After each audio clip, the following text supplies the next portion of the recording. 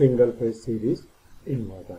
In series inverter, the main problem is to turn off the SCR once it's fired.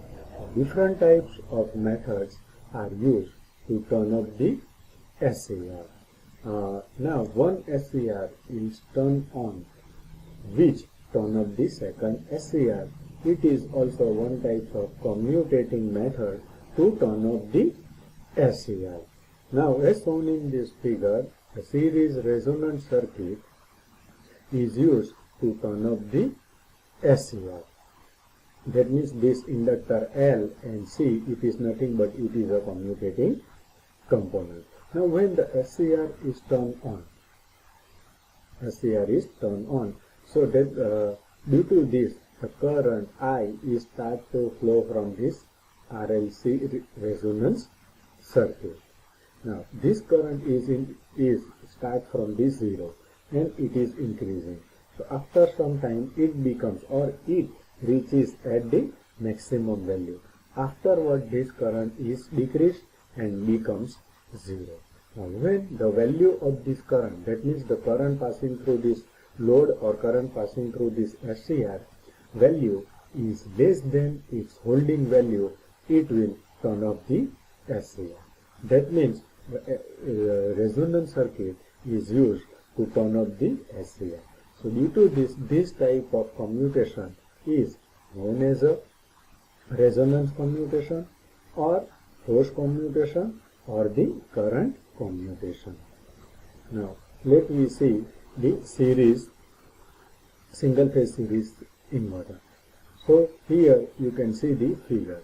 In series inverter consists of two SCR T1 and SCR T2. Now the commutating component inductor L and capacitor C is connected in series with the load resistance RL. Now the value of this inductor and capacitor should be selected in such a way that this circuit works in the underdamped condition.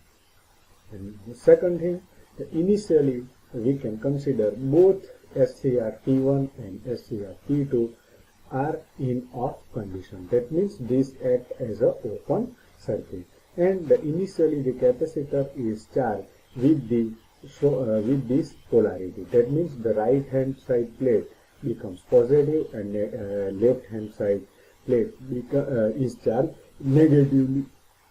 Now as the SCR T1 is fired, at T is fired, so the whole voltage VDC or EDC is applied to this circuit. That means this circuit gets whole DC voltage EDC. So as a result, the current is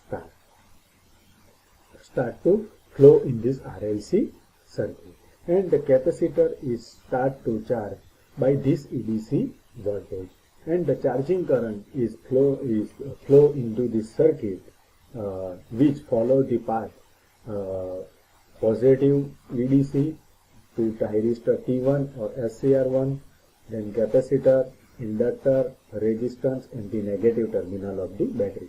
So this is the direction of charging current passing through this circuit. Now when the current is load current, that means charging current, it is also a load current. Now the load current is increasing as shown in this. The load current is increases. After it some time it becomes maximum. It becomes maximum. So and afterward it is decreases, and at this point or that T1 time or A point it becomes 0. It becomes 0. So the voltage across the capacitor becomes EDC when the load current reaches at maximum value. When the value of load current is maximum, that time capacitor charge fully charge up to VDC. That means the voltage across this capacitor is equal to the VDC or the EDC at the time of when the current reaches a maximum value. Now still capacitor is charged, even current is reduced. Even current is reduced. So when the load current becomes 0, that means we have seen at this time T1 time the load current becomes 0. The voltage across the capacitor becomes EDC plus EC. EDC plus EC. So EC, it is nothing but the voltage across the capacitor at the it becomes at the time of SCR1 is triggered. That means if this is the voltage of the voltage available across the capacitor at the triggering time or initially voltage. So already I told you it is initially voltage. Now here you can see at the time of T1 the current passing through this SCR1 is 0. So the value of this current, it is less than the holding value of the current for the SCR. So it will turn off the SCR1. SCR1.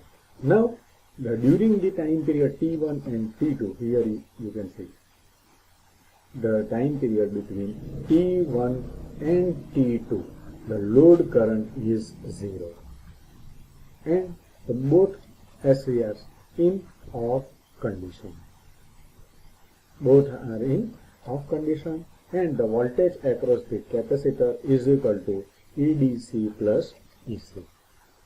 Now at time T2, here you can see at time T2 SCR2 is fired.